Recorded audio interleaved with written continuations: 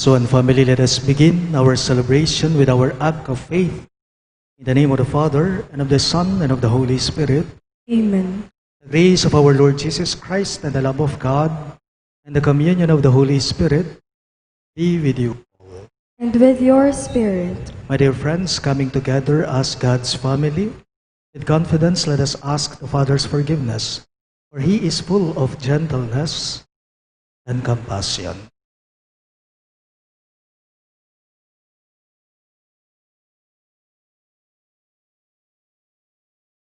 Together we say, I confess, Almighty God, and to you, my brothers and sisters, that I have greatly sinned in my thoughts and in my words, in what I have done and in what I have failed to do, through my fault, through my most grievous fault.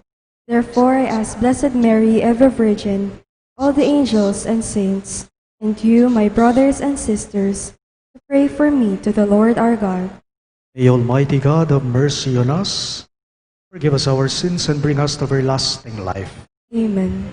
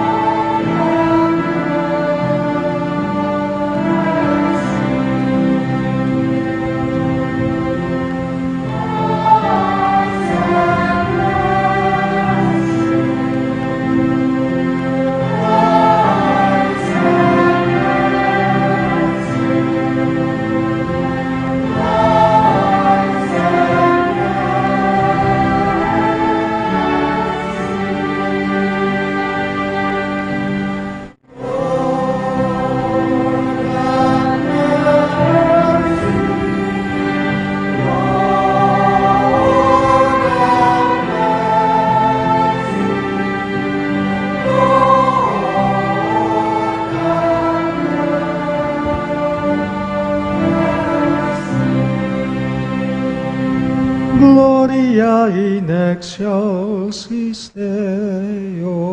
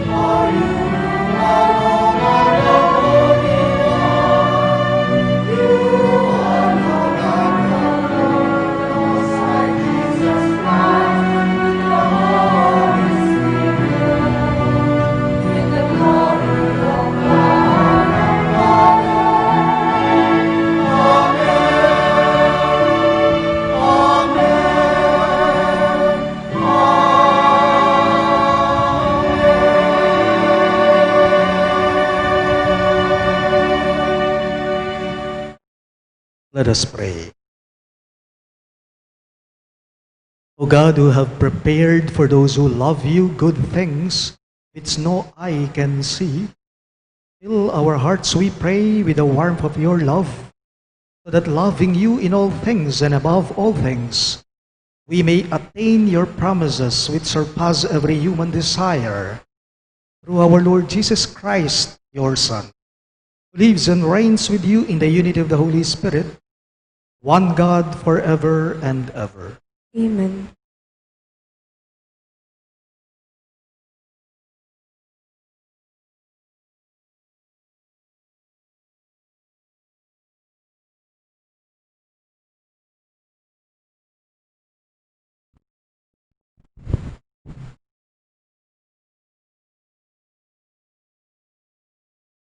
A reading from the book of the prophet Isaiah.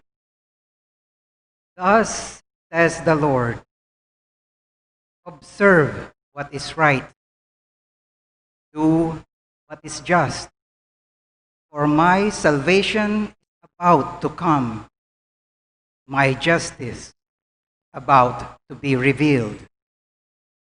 The foreigners who join themselves to the Lord, ministering to him, loving the name of the Lord, and becoming his servants.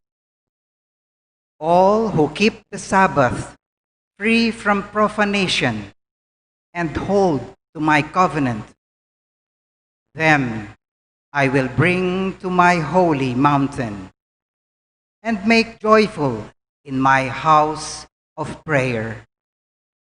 Their burnt offerings and sacrifices will be acceptable on my altar. For my house shall be called a house of prayer for all people.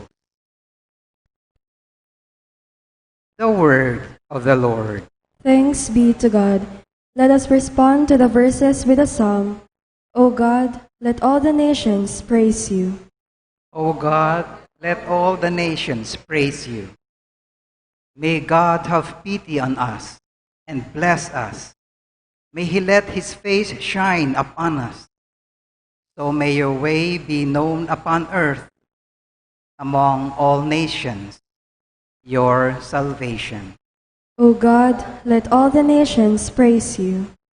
May the nations be glad and exult, because you rule the peoples in equity. The nations on the earth you guide.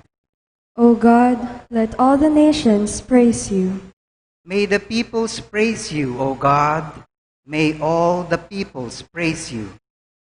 May God bless us, and may all the ends of the earth fear him. O God, let all the nations praise you.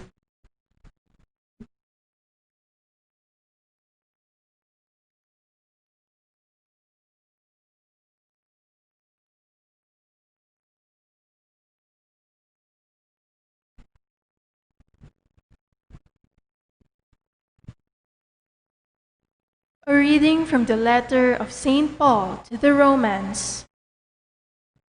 Brothers and sisters, I am speaking to you, Gentiles, inasmuch as I am the apostle to the Gentiles. I glory in my ministry in order to make my race jealous and thus save some of them. For if their rejection is the reconciliation of the world, what will their acceptance be but life from the dead? For the gifts and the call of God are irrevocable, just as you once disobeyed God, but have now received mercy because of their disobedience. So they have now disobeyed in order that, by virtue of the mercy shown to you, they too may now receive mercy. For God delivered all to disobedience, that he might have mercy upon all. The word of the Lord. Thanks be to God. We all rise to honor the Holy Gospel.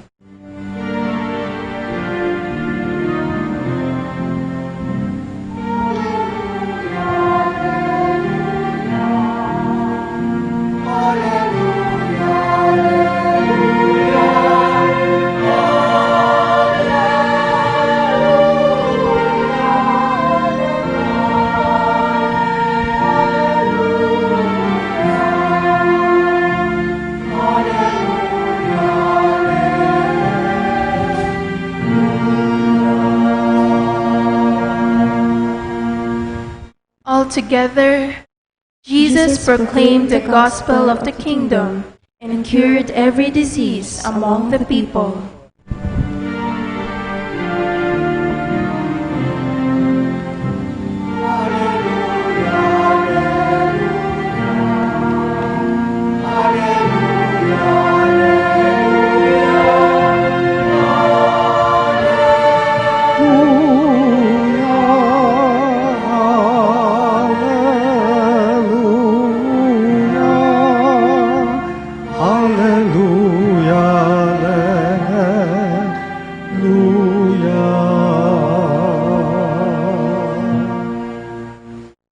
The Lord be with you.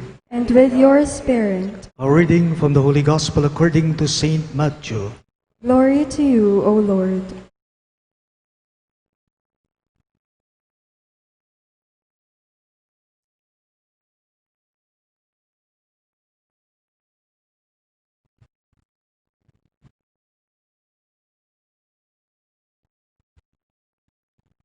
At that time, Jesus withdrew to the region of Tyre and Sidon.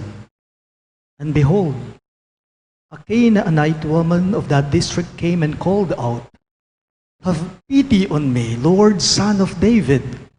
My daughter is tormented by a demon." But Jesus did not say a word in answer to her. Jesus' disciples came and asked him, "Send her away, for she keeps calling out after us." Jesus said in reply, "I was sent only to the lost sheep of the house of Israel." But a woman came and did Jesus homage, saying, "Lord, help me." He said in reply, "It is not right to take the food of the children and throw it to the dogs." She said, "Please, Lord, for even the dogs eat the scraps that fall from the table of their masters." Then Jesus said to her in reply, "O woman, great is your faith. Let it be done for you as you wish." And the woman's daughter was healed from that hour. Sisters and brothers in Christ, the good news of our salvation. Praise to you, Lord Jesus Christ.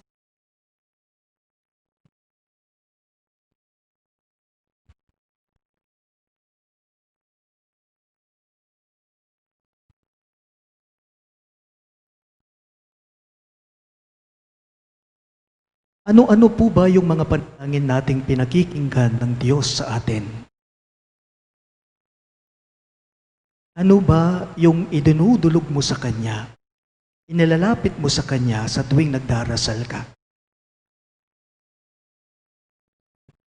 Tanong lang po. Ang mga panalangin mo ba ay sinasagot ng Diyos? Ang mga idinadasal ba natin, kinalulugdan niya, ibinibigay niya, ipinagkakaloob niya?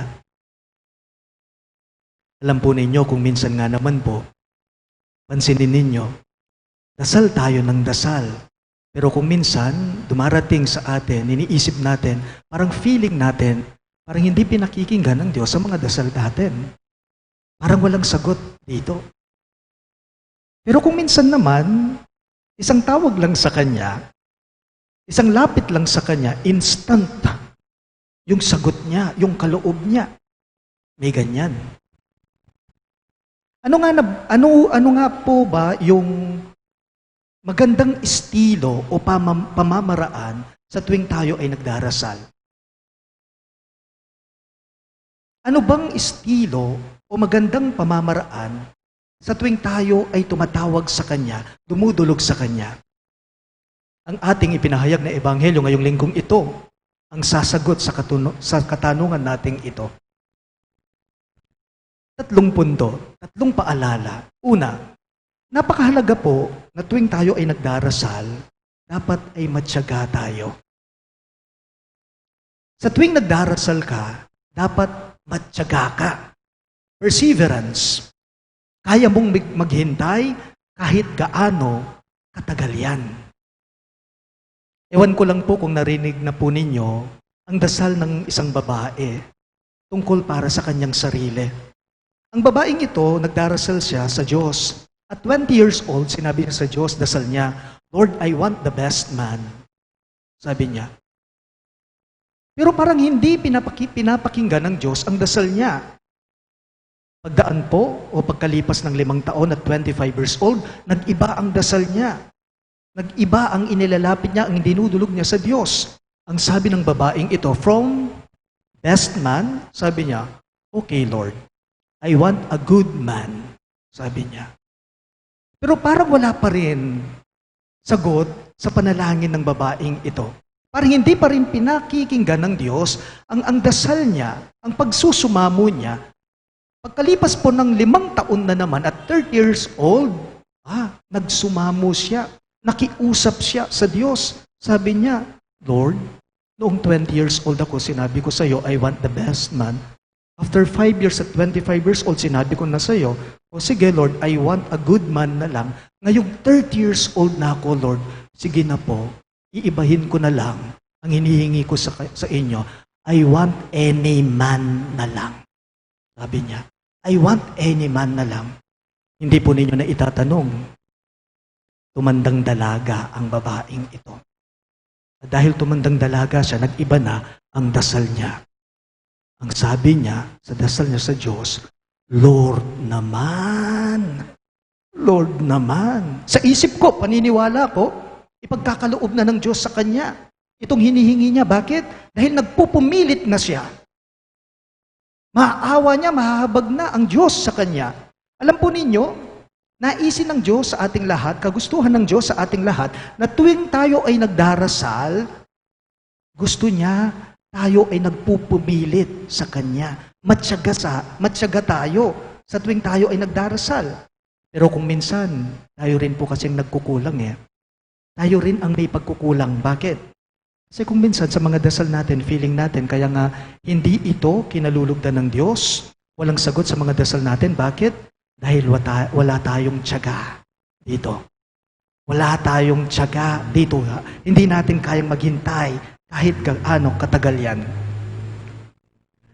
Kagabi po, pagkatapos ng misa dito sa parokya, nasa dine-in table ako.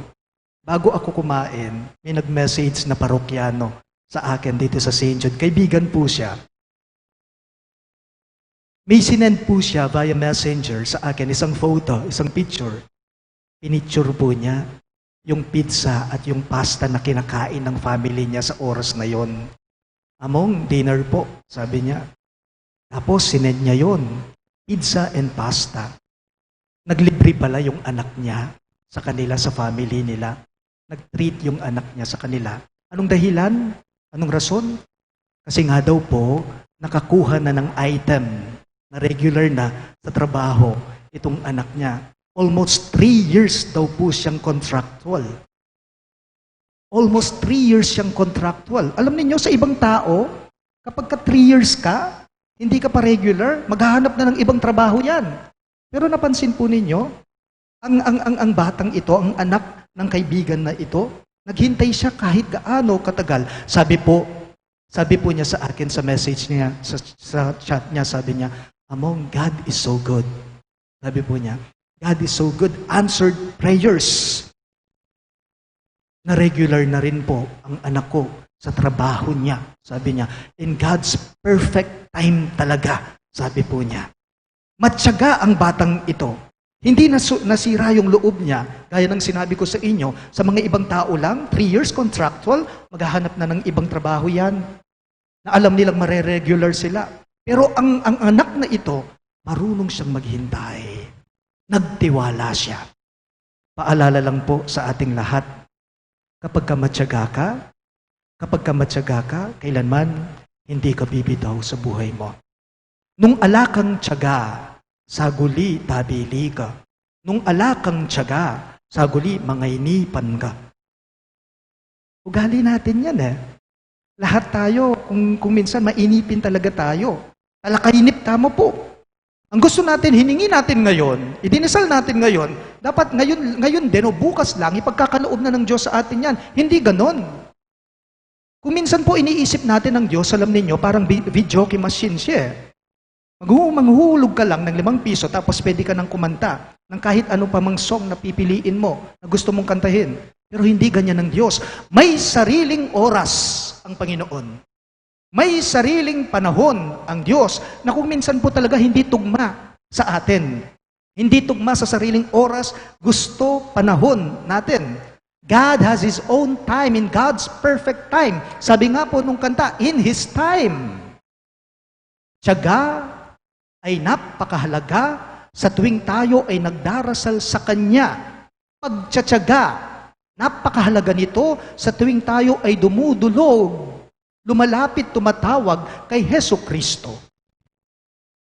Pangalawa pong pamamaraan, paraan o estilo ng paglapit sa Diyos ay ang pagpapakumbaba. Humility, humbleness, lowliness. Ito po ay maliwanag nating makikita sa ating ipinahayag na ebanghelyo ngayong linggong ito. Napansin po ninyo sa ating pagbasa, yung babaeng lumapit kay Jesus, humihingi ng tulong, nagpapasaklolo. Bakit? Kasi may sakit. Yung anak niya, niba ng masamang espiritu. Anong sinabi ni Jesus sa kanya? Inihalin tulad po ni Jesus ang nanay na ito sa isang aso na walang karapatang walang karapatang humarap daw sa mesa ng kanilang Panginoon, ng kanilang amo. Anong sinasabi sa ating ebanghelyo? Hindi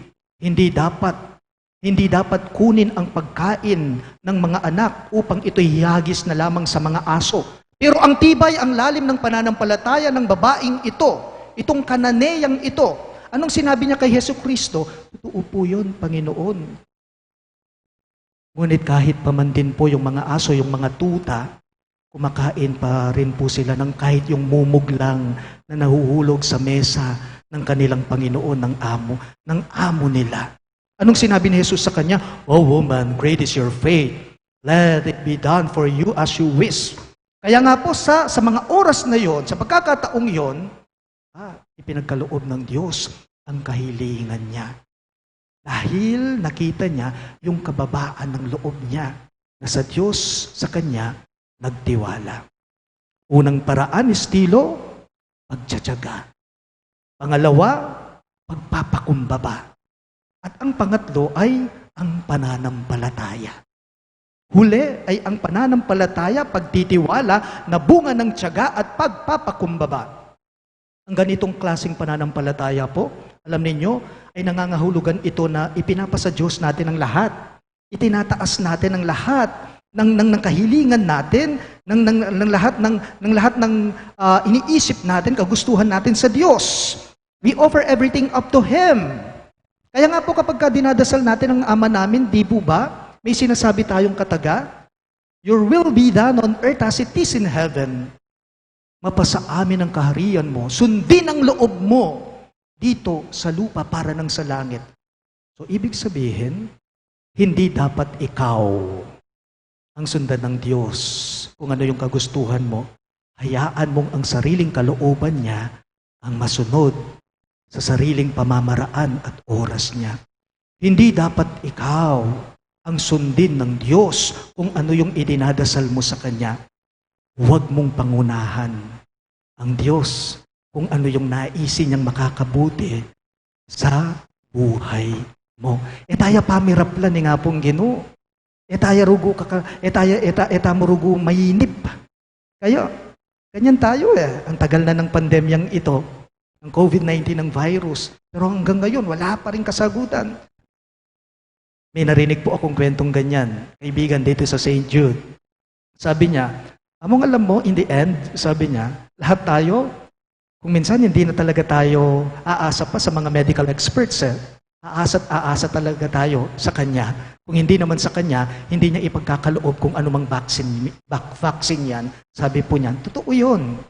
Huwag po nating pangunahan ang Diyos sa sariling kalooban niya. God has His own time, perfect time. Iya dapat ing mipamintuan, aliwa ing sarili tamong kaburian. Tanong lang po, ganyan din po ba ang estilo, ang pamamaraan natin sa tuwing tayo ay nagdarasal sa Diyos, sa tuwing tayo ay dumudulog, lumalapit sa Kanya? Suriin po natin ang ating mga puso. At hayaan po ninyong bilang panghuli sa humilya ko, nais ko lamang ibahagi itong isang dasal sa inyo. Alam kong iba sa inyo, alam nila ito. Sabi ng panalangin ito, "My child, I hear your prayers. If I answer them, I'm increasing your faith. If I delay them, I'm increasing your patience, your endurance, your perseverance, and I want to see the humbleness in your heart.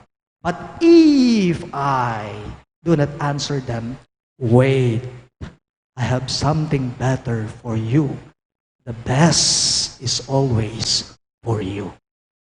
Paalala lang po sa ating lahat, kapag ka matyaga ka, kapag ka mababa ka, kapag ka marunong kang magtiwala, ang lahat ng dinadasal mo sa Kanya, ipagkakaloob niya sa sariling kalooban niya. Bakit? Dahil ang pananampalataya, ang pagtitiwalang bunga ng tiyaga at pagpapakumbaba, yan ang kasagutan ni Jesucristo sa nasahin ng iyong puso. Please all rise. We now profess our faith. I believe in one God, the Father Almighty, maker of heaven and earth, of all things visible and invisible. I believe in one Lord Jesus Christ, the only begotten Son of God, born of the Father before all ages, God from God, light from light, true God from true God, begotten not made, consubstantial with the Father. Through him all things were made, for us men and for our salvation. He came down from heaven, and by the Holy Spirit was incarnate of the Virgin Mary and became man. For our sake he was crucified under Pontius Pilate. He suffered death and was buried, and rose again on the third day in accordance with the Scriptures. He ascended into heaven, and is seated at the right hand of the Father. He will come again in glory to judge the living and the dead, and his kingdom will have no end. I believe in the Holy Spirit, the Lord, the giver of life, who proceeds from the Father and the Son, who with the Father and the Son is adored and glorified, who has spoken through the prophets. I believe in one holy, Catholic, and Apostolic Church.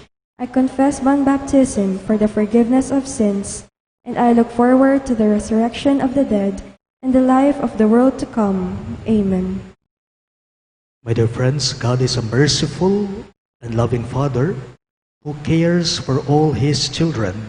No one is beyond the reach of God's loving embrace.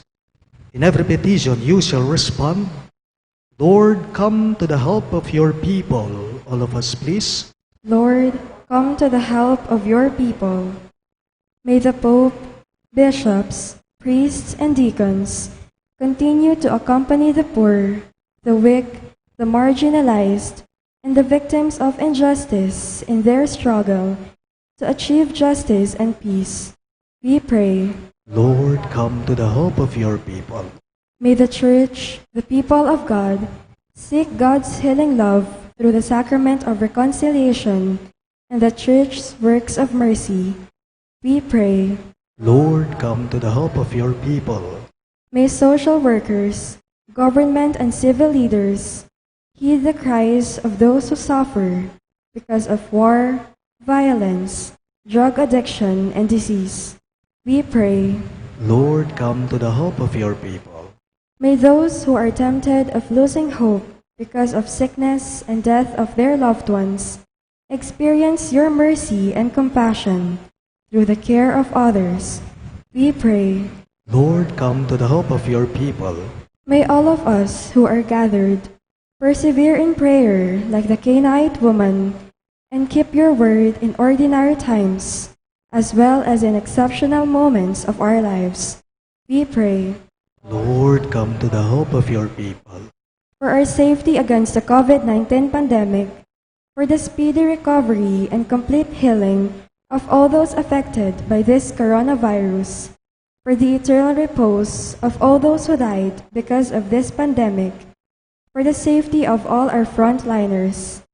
We also include in our prayers the following intentions: For the thanksgiving of Sardas and Luz Medina, Joshua and Jonel Pamintuan, Dr. and Mrs. Africano Aquino and family, Helen Bagay, Amor and Violi Espiritu, Remedios Castro and family. For the birthday thanksgiving of Mary Ralo Didalay and Barbara Jane Mangalos. For the special intentions of Christian Joshua Angeles, Mary Manette Pineda, Mary Grace Sabado, Zosima Olalia, Leila Obiog, Mr. and Mrs. Lennon Malang and family, and Ophelia Reyes.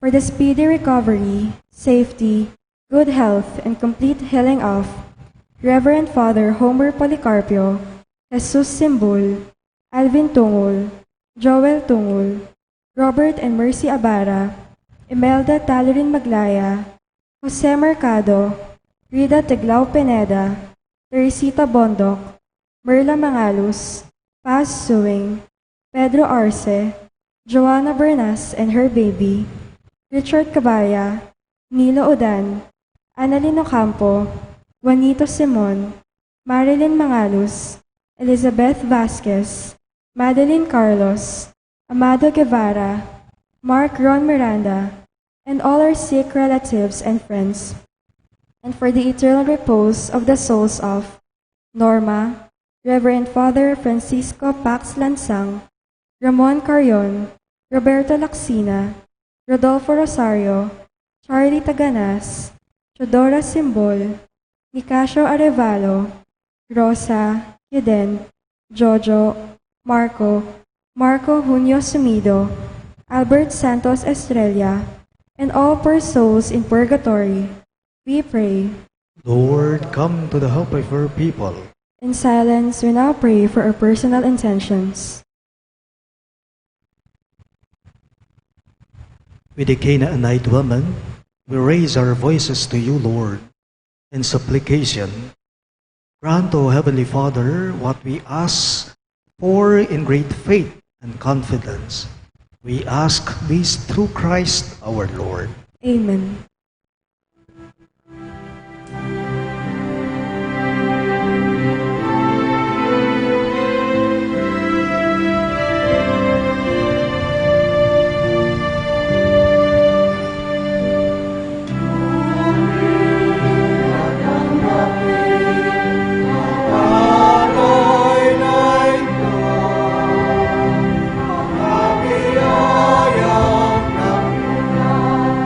Sa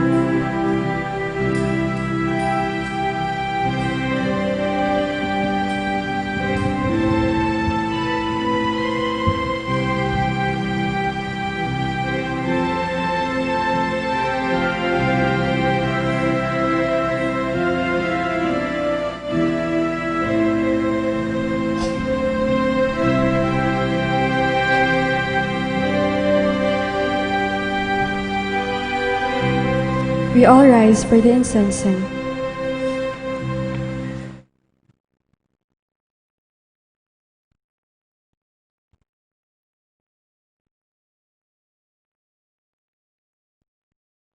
Pray, my dear friends, that my and your sacrifice may be acceptable to God, the Almighty Father.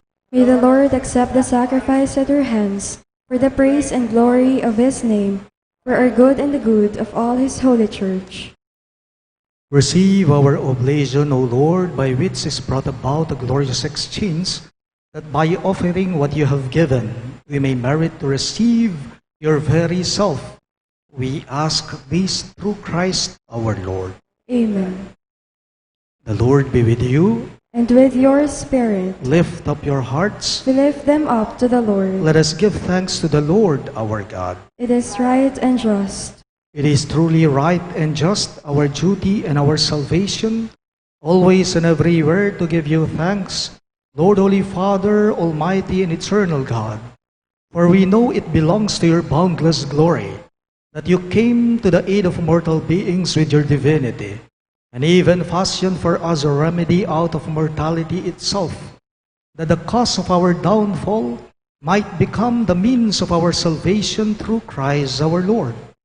Through him, the host of angels adores your majesty and rejoices in your presence forever. May our voices, we pray, join with theirs in one chorus of exultant praise as we acclaim.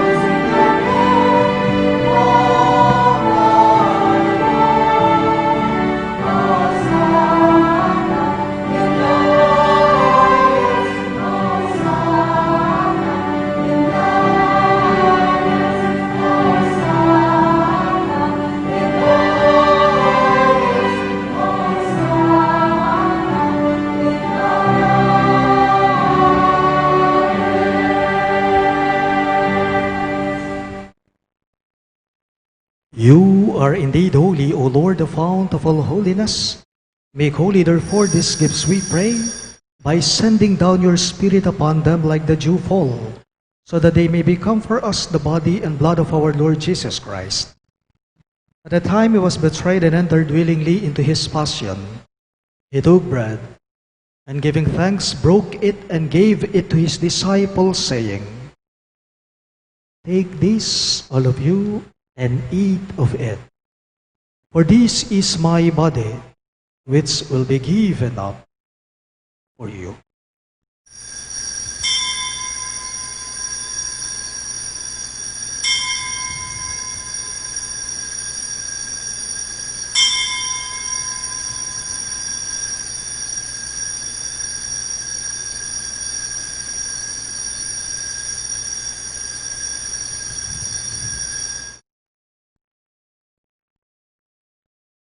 In a similar way, when supper was ended, he took the chalice, and once more giving thanks, he gave it to his disciples, saying, "Take this, all of you, and drink from it.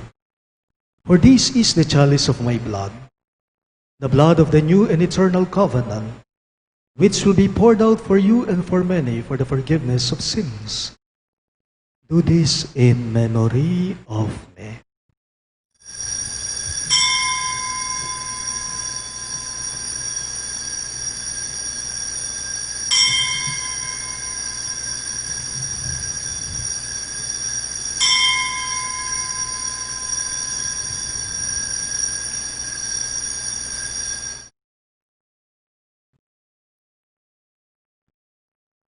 The mystery of faith.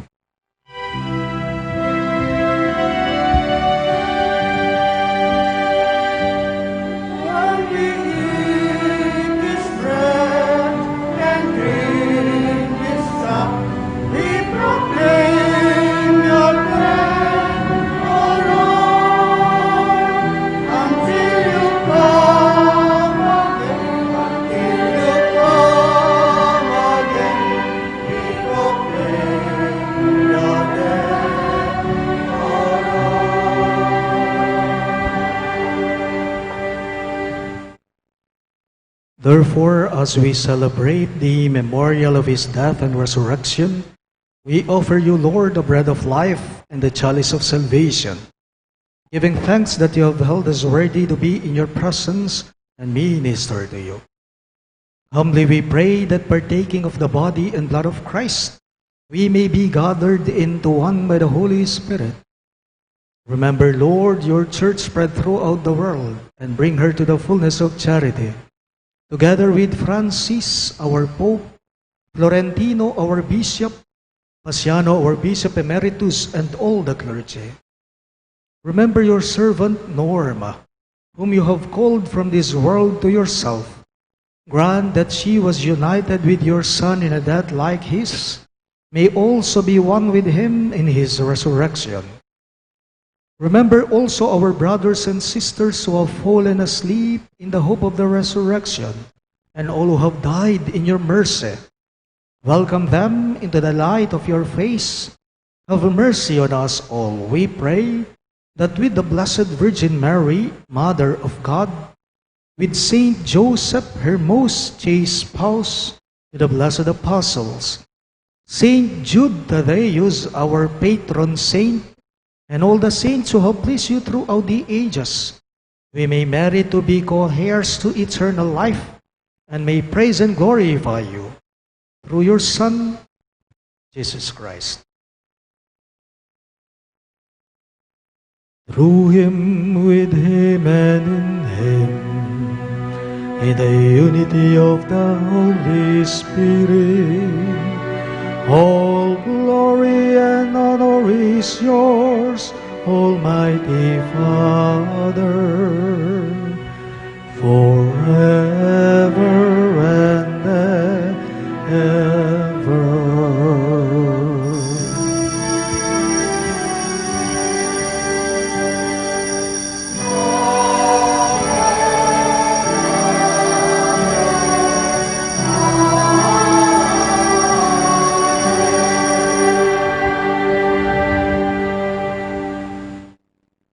We now pray for the coming of the kingdom as Jesus taught us.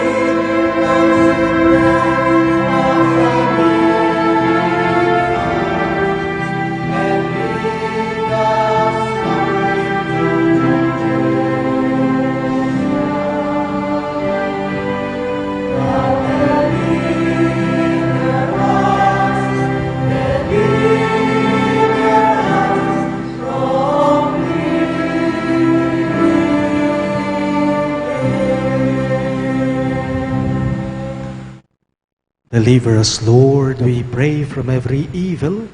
Graciously grant peace in our days, that by the hope of your mercy, we may be always free from sin and safe from all distress as we await the blessed hope and the coming of our Savior, Jesus Christ.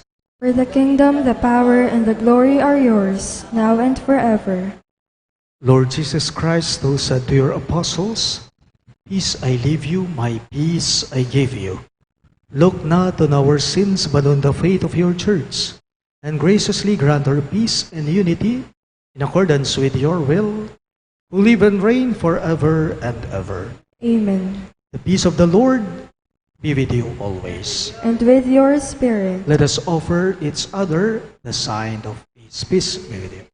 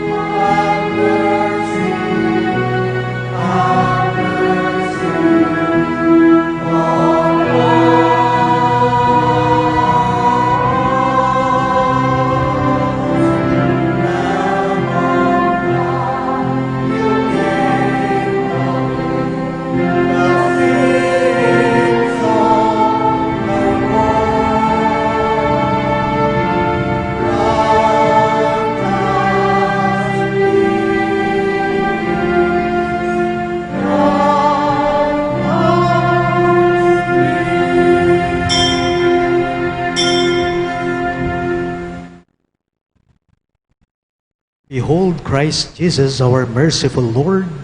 He is the Lamb of God who takes away the sins of the world. Happy are those who are called to his supper. Lord, I am not worthy that you should enter under my roof, but only say the word, and my soul shall be healed.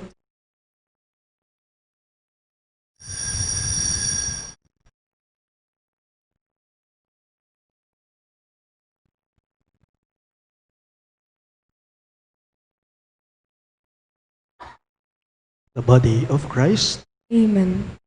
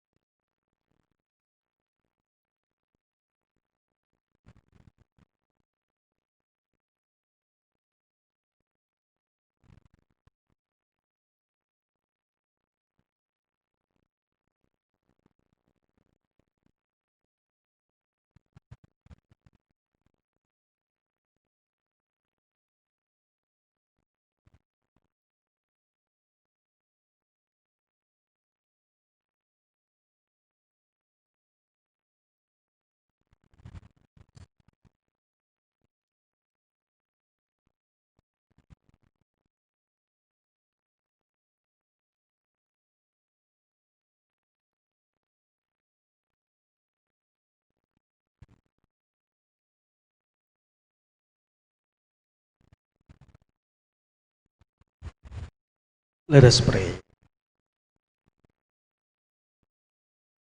Made partakers of Christ through these sacraments, we humbly implore your mercy, Lord, that conformed to his image on earth, we may merit also to be his co-heirs in heaven, who lives and reigns forever and ever.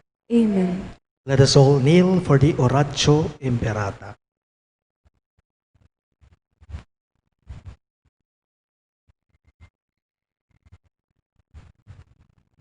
Let us pray. God our Father, we come to you in our need to ask your protection against the COVID-19 pandemic that has disturbed and even claimed lives. We pray that you guide the people tasked to find cures for this disease and to stem its transmission. Protect the medical experts that they may minister to the sick with competence and compassion. We pray for those afflicted. May they be restored to health soon. Protect those who cared for them. Grant eternal rest to those who have died. Give us the grace in this trying time to work for the good of all and to help those in need. We implore you to please stop the spread of this virus and to save us from our fears.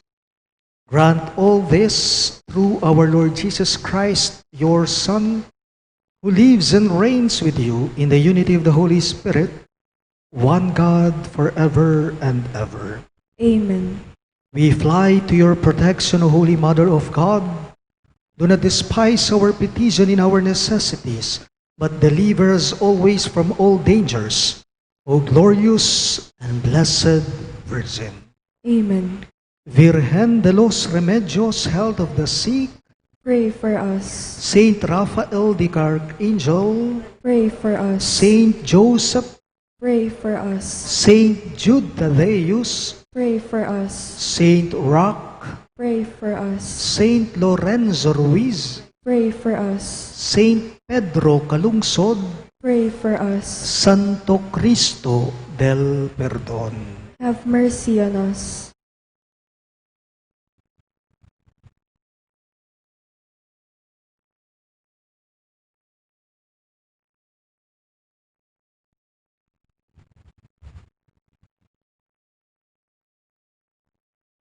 The Lord be with you, And with your spirit. and may the Almighty God bless you, the Father, and the Son, and the Holy Spirit.